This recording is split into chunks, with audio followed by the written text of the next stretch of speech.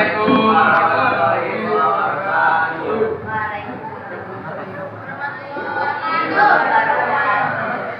dari Kamar 9 akan mempresentasikan tentang potensi sebaran dan pemanfaatan daerah laut. Tapi sebelum itu kita akan menggunakan jawab dulu. Ada saya sendiri, ada Bapak dari Pak. Saya sendiri, saya juga Bang Bulan. Saya Amin. Jadi kita akan lanjut ke dalamnya. Pertama, apa itu persebaran? Potensi persebaran dan pemanfaatan daerah laut. Persebaran potensi dan pemanfaatan daerah laut. Belum, Cuk. Dari berbagai sumber daya dan solusi yang terkait dengan Nggak tahu apa itu ini. Apa itu ini? Pemanfaatan daerah laut sebagai aktivitas perikanan. Udah video kok. Udahlah.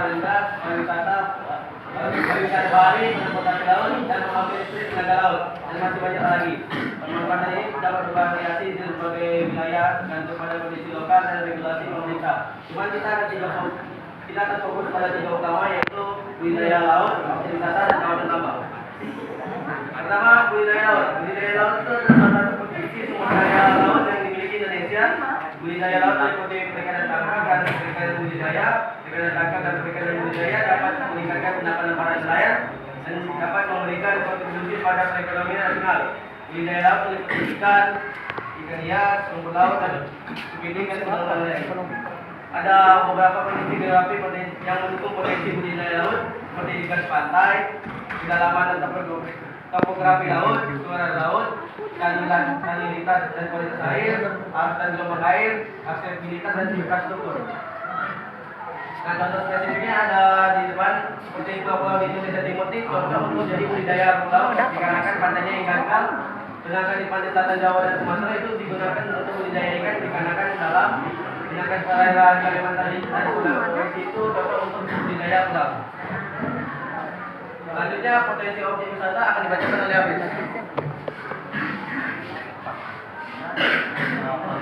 Pariwisata laut memiliki potensi besar dalam menghasilkan pendapatan dan menciptakan lapangan kerja. Lokasi pantai yang indah, keindahan alam bawah laut, dan aktivitas seperti menyelam, snorkeling, dan nelayan dapat menarik wisatawan setiap tahunnya. Selain infrastruktur pariwisata seperti hotel, restoran, atraksi wisata dapat meningkatkan penerimaan wisatawan.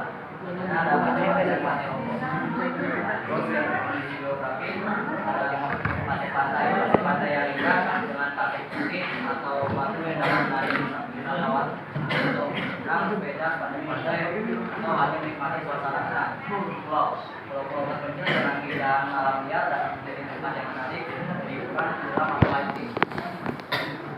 Pulauan dengan air jernih dan kehidupan di kota laut yang layak dapat menjadi destinasi utama untuk berenang dan dikenal dengan kita tropis yang hangat dan telah membuat lokasi tersebut untuk memberi hiburan sepanjang tahun. Potensi kawasan tambang di laut. Sebaran potensi dan pemanfaatan daerah laut di kawasan tambang dapat merujuk pada eksploitasi sumber daya mineral dan bahan tambang lainnya yang terdapat di dasar laut atau di sekitar wilayah laut. Beberapa contoh kegiatan yang terkait dengan kawasan tambang daerah laut termasuk tambang mineral, eksploitasi gas dan minyak bumi. Tapi yang mengenali potensi pertanian laut. 1. Biologi bawah laut. Struktur dan komposisi geologi dasar laut sangat penting. Endapan mineral yang bernilai ekonomis seperti minyak bumi, gas alam, dan mineral laut seperti klorur, polimetalik, perak kobalt, metal sulfida umumnya ditemukan di daerah dengan aktivitas tektonik atau vulkanik serta di daerah sedimentasi bawah laut. Yang kedua, kedalaman laut. Kedalaman perairan melalui teknologi dan biaya eksploitasi serta ekstraksi. Tambangan di laut dangkal yang lebih rendah dan murah dibandingkan dengan kedalaman di laut dalam yang memerlukan teknologi seperti hidrografi, dan kapal pengukuran produksi. 3. Topografi laut. Untuk dasar laut seperti gunungan, bawah laut, palu, dan dataran arisial, baru distribusi endapan mineral pada polimetalik ditemukan di dataran arisial. Masalah sulfida hidrotermal biasanya berada di sepanjang pegunungan bawah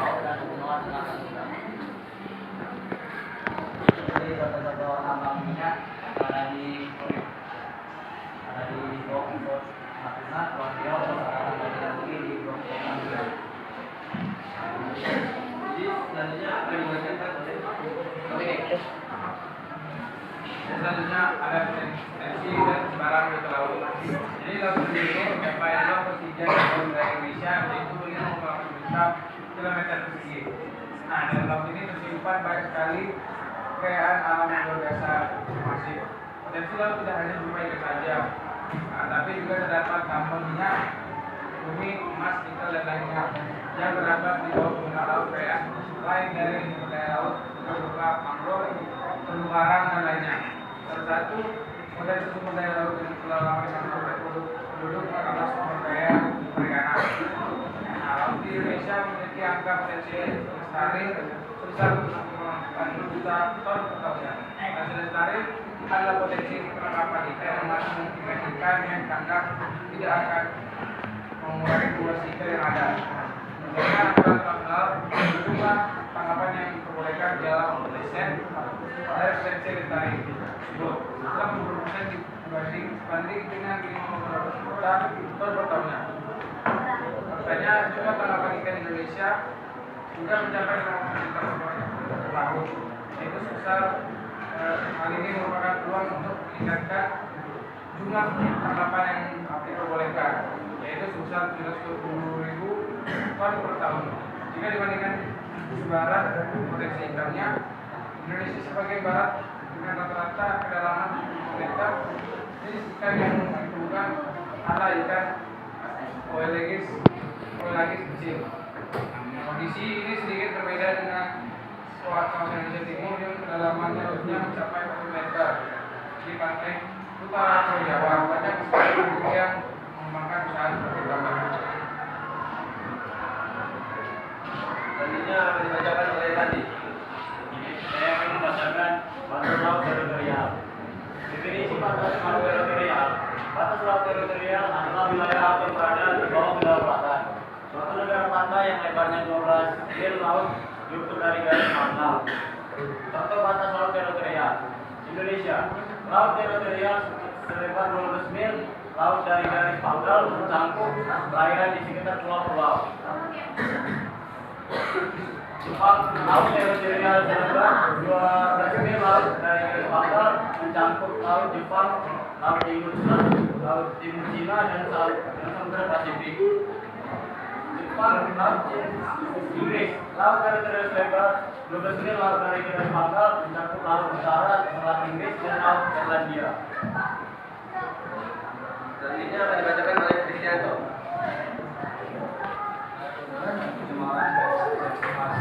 Perairan laut ada pertama perairan laut adalah makanan serius dan melainkan berlangsung pada ekosistem di lautan.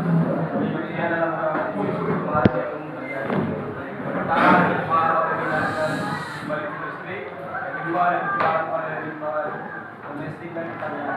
Yang ketiga ada pencemaran pada plastik. Yang keempat ada pencemaran pada budaya.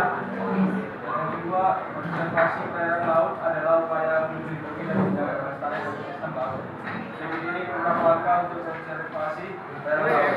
Satu, mengurangi penggunaan plastik. Yang kedua, merawat terumbu karang. Yang ketiga, mengurangi penggunaan bahan kimia berbahaya.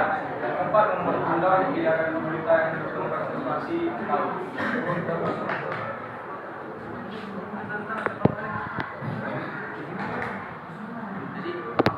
Jadi itulah teman-teman materi yang kami sampaikan. Apakah teman-teman ada yang bertanya? Ada.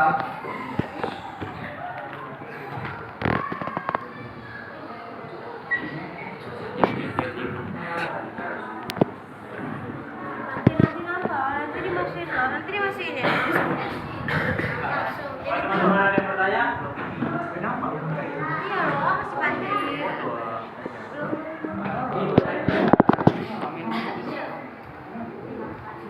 Jika ada yang kurang dimengerti atau kurang paham, silakan tanya. Wajib kan? Baiklah, jika kalian sudah merasa paham, maka kita akan lanjut ke kesimpulan langsung kami tutup. Kesimpulan dari persebaran potensi dan pemanfaatan air laut ini itu bahwa laut merupakan sumber daya yang kaya dan penting bagi kehidupan manusia dan ekosistem global. Potensi perairan laut itu mencakup berbagai aspek termasuk kekayaan, alamiah, pariwisata, dan kegiatan ekonomi lainnya. Pemanfaatan perairan laut ini melibatkan aktivitas seperti perikanan, penambangan mineral, dan pariwisata bahari. Namun untuk memastikan pemanfaatan yang berkelanjutan, penting untuk memperhatikan persebaran potensi dan aktivitas pemanfaatan perairan laut dengan bijaksana.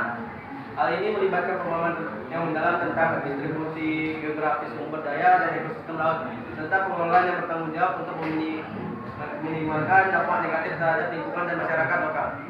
Sekian dari kelompok kami 9. Mohon maaf bila ada salah kata atau mohon maaf jika ada kata yang kasar. Kami tutup. Terima kasih semuanya. Assalamualaikum warahmatullahi wabarakatuh.